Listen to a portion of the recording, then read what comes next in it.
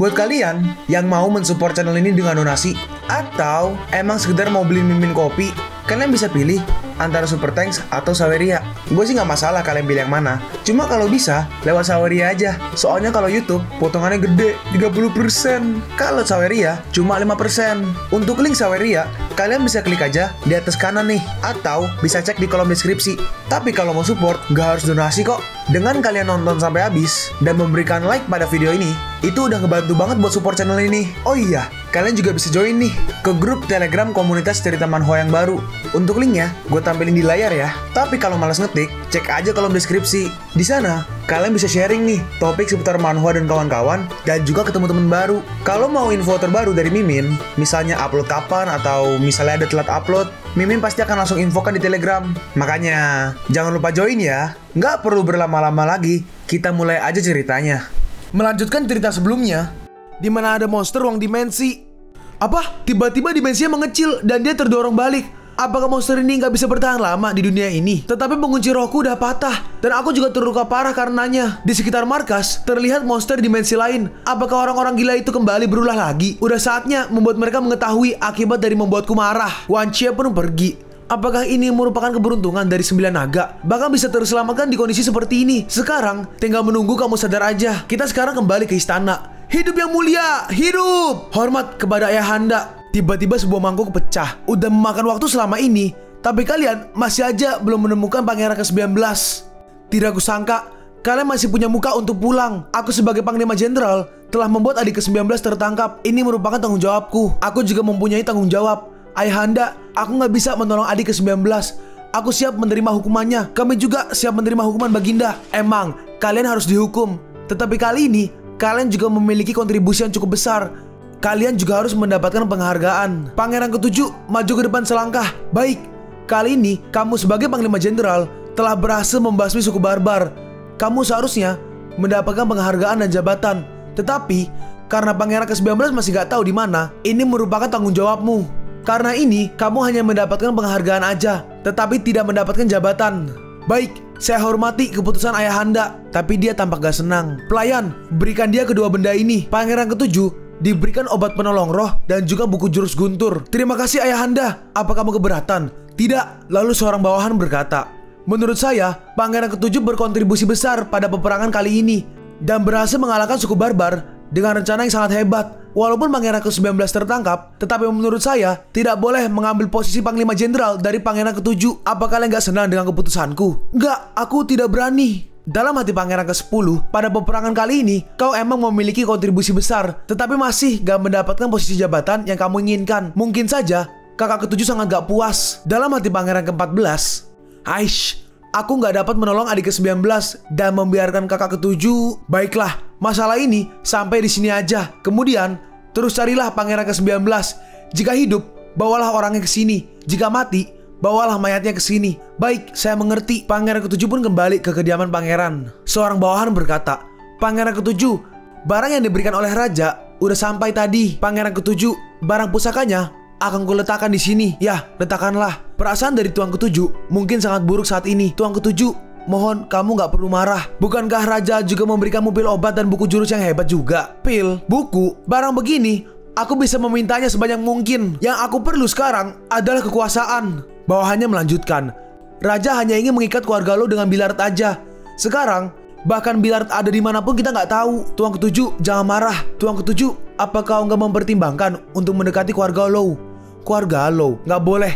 Sekarang masih belum saatnya untuk mendekati keluarga lo. Sebelumnya, pada saat keluarga lo menekan keluarga Kai, mereka juga membunuh anak ketiga keluarga Kai, bukan? Ada masalah seperti ini. Benar, Tuan ke-7. Tetapi sekarang, keadaan keluarga Kai sangatlah buruk. Setelah tertekan keluarga lo, keluarga lain masih nggak berani membantu mereka juga. Apa kau merasa kami harus mendekati dengan keluarga Kai atau juga menekan keluarga Kai? Menurut saya, Tuan ke-7 pasti bisa mendekati keluarga Kai secara diam-diam. Dan pada saat yang tepat, mereka juga dapat menjadi bala bantuan bagi kita. Silahkan Tuan ke-7 mempertimbangkannya. Aku mohon undur diri dulu. Bayangan hitam, hadir paduka. Bagaimana hasilnya? Tuan, pada saat menginvestigasi, aku tidak mendapatkan kabar yang berguna. Bahkan kekuatan dari orang itu juga sangat tersembunyi dengan baik.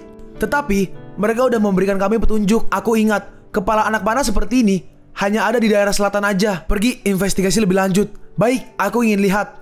Siapa emangnya yang menginginkan nyawaku. Kita sekarang berpindah ke tempat tertutup pangeran ke-10, puncak kerajaan petir. Dia membuang jait roh darah. Kalau kamu gak keluar lagi, aku akan menghancurkan batu ini. Aduh, siapa sih yang membuat pangeran ke-10 kita semarah ini? Jika pangeran terdapat hal yang mengganggu pikiran, boleh bicarakan dengan diriku. Lalu wanita itu didorong. Apakah pesonaku gak berguna lagi?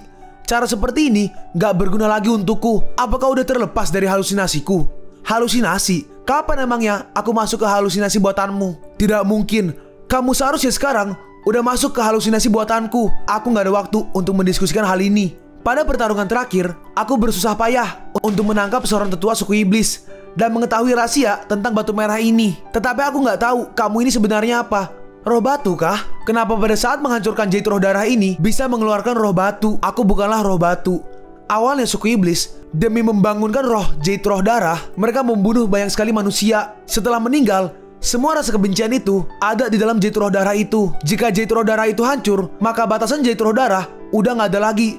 Dan aku merupakan bentuk dari rasa benci itu. Apa kau bisa merasakan kekuatan dari jait roh darah? Dia menggelengkan kepalanya. Tetapi aku bisa merasakan letak serpihan dari jait roh darah itu. Tapi aku mempunyai satu syarat. Katakanlah, aku memerlukan banyak darah manusia. Bantu aku untuk lepas dari jeratan jait roh darah ini. Berdasarkan kata-katamu, jika berhasil mengumpulkan semua jait roh darah, maka bisa memiliki kekuatan yang sangat hebat. Ilmu bayangan dewa darah. Aku pikir pangeran ke-10 pasti sangat menginginkannya. Dalam hati pangeran ke-10 memang benar, kekuatanku juga masih jauh berbeda dengannya. Sekeras apapun aku berusaha, tetap gak bisa membuahkan hasil. Nah, benar, usulanmu sangat mengesankan. Untuk membuktikan ketulusanku, aku akan berikan darah segar pertama untukmu. Pangeran ke-10 pun membawanya turun. Ini adalah penjara bawah tanah. Itu adalah tetua besar. Lalu tetua besar itu bangun. Tuan Putri, dalam hati si wanita, Tuan Putri, apakah dia sedang membicarakan diriku? Hei orang tua, bagaimana hukumanmu dari keluargaku? Aku akan berikan orang tua ini untukmu. Kau boleh menghisap darahnya sesuka hati. Udah lama aku gak merasakan darah segar. Aku rela mati demi Putri. Kalau begitu, aku mulai ya. Darahnya pun mulai dihisap.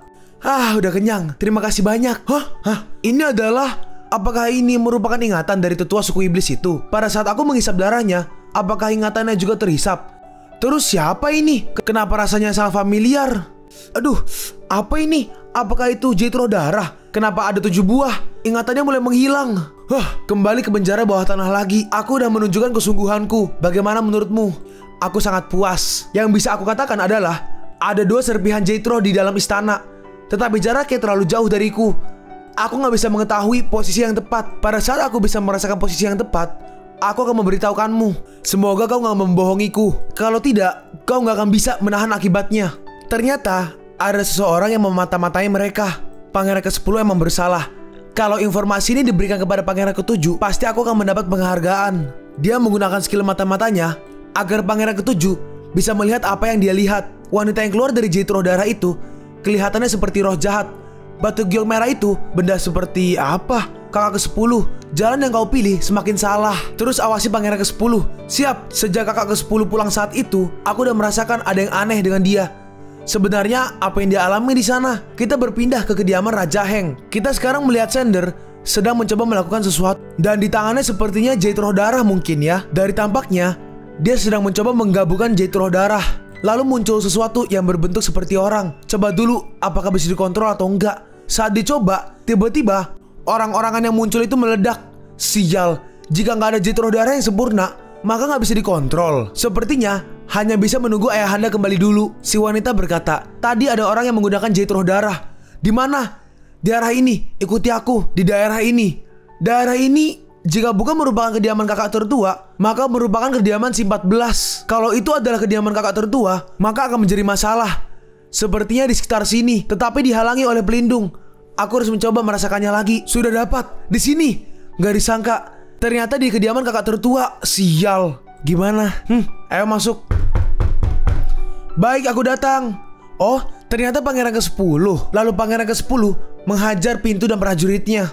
Lebih ke pelayan sih, cuma ya itulah. Seseorang berkata, tidak tahu ada masalah penting apa sampai pangeran ke-10 datang tengah malam seperti ini. Bukankah ini penjabat Ting? Tengah malam seperti ini, kenapa kamu bisa di sini? Aku datang untuk melihat keponakanku. Sepertinya kalian gak menyambutku ya?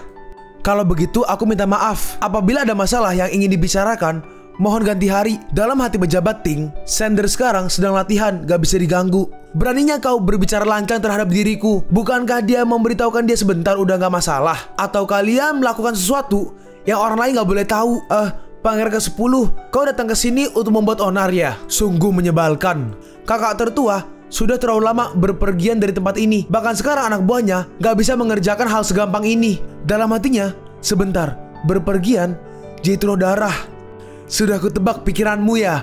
Sedangkan di dalam, Sander sedang berkultivasi, bermeditasi, tapi intinya berhubungan dengan Jethro darah. Lapor, Pangeran ke-10 melukai Ting Chuan dan sudah masuk ke sini. Paman ke-10, kenapa dia bisa datang? Ikuti aku. Atas dasar apa? Bawahan seperti kalian bisa membuat onar. Lalu Sander datang dan berkata, aku tidak tahu kedatangan paman kemari. Maaf tidak menyambut paman dengan baik. Paman ke-10, silakan ikuti aku. Mereka pun masuk. Buatkan teh. Kamu seharusnya udah lama gak bertemu dengan ayahmu kan? Benar, ayah sudah tidak pulang dalam waktu yang lama. Tiba-tiba si wanita berkata, apa kau ingin melihatnya? Pasti. Kalau begitu, aku akan meminjamkan mataku agar kamu bisa melihatnya. Tidak disangka, paman datang karena masalah ayahanda. Kamu juga mengetahui, pamanmu ini adalah seorang yang sangat suka berlatih. Kalau ayahmu gak ada di sini, maka tidak apa-apa. Dengar-dengar, kamu baru-baru ini mendapatkan suatu barang pusaka. Aku ingin melihatnya.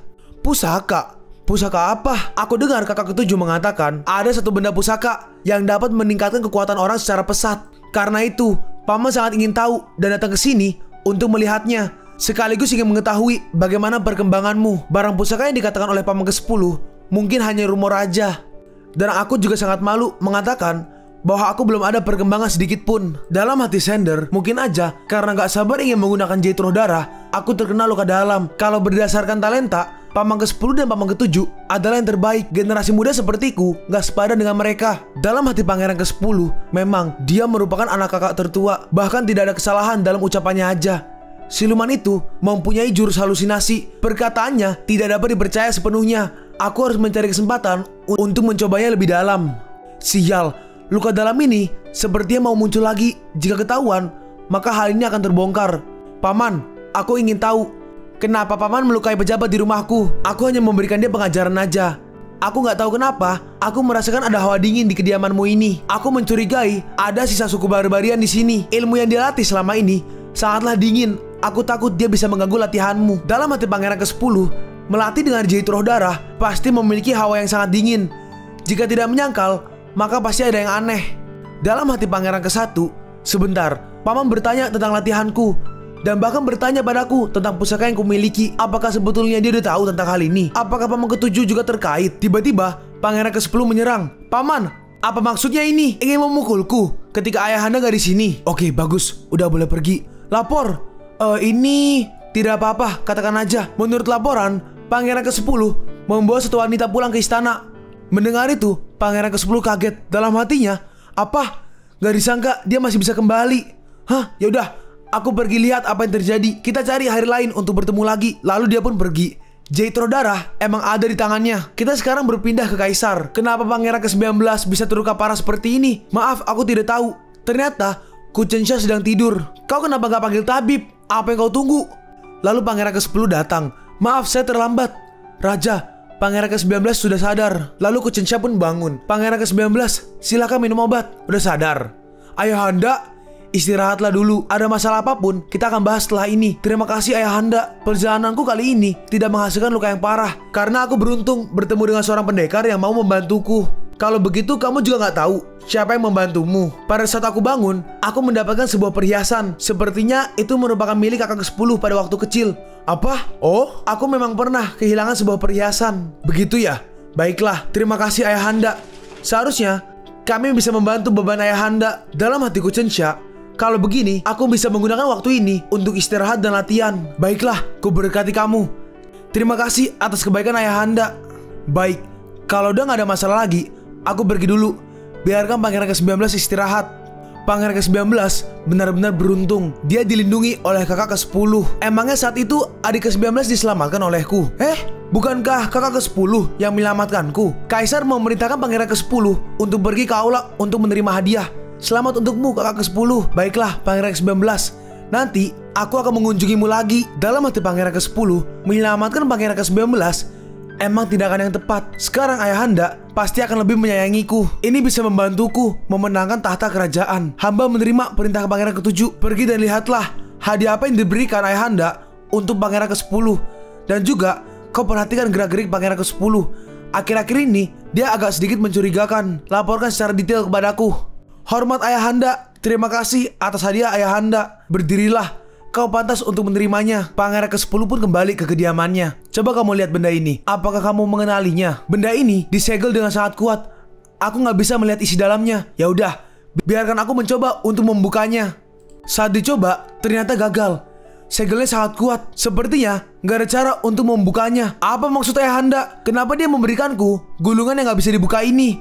Lapor yang mulia, ada masalah apa? Menurut kabar yang didapat, hamba mendengar bahwa saat pangeran ke-19 menghilang, ada orang yang melihat keberadaan pangeran ke-19 di sekitar dunia kegelapan. Bahkan dia ditemani oleh seseorang. Siapa? Sharika. Hal yang terjadi saat pangeran ke-19 menghilang emang bukan hal yang biasa. Pangeran ke-19, biarkan kakak ke-10 ini mengunjungimu. Pangeran ke-10 menghampiri kediamannya. Ternyata ada Cui Shui di depan. Pangeran ke-19, apakah pangeran sudah tidur? Pangeran ke-19, udah waktunya untuk minum obat. Cui Shui pun memberinya obat. Apa yang terjadi pada saat yang mulia menghilang? Kenapa bisa terluka parah seperti ini? Pangeran ke-10 mencoba menguping. Dan Ku Chensha sadar ada orang di luar. Siapa itu? Sudahlah, gak peduli siapa itu.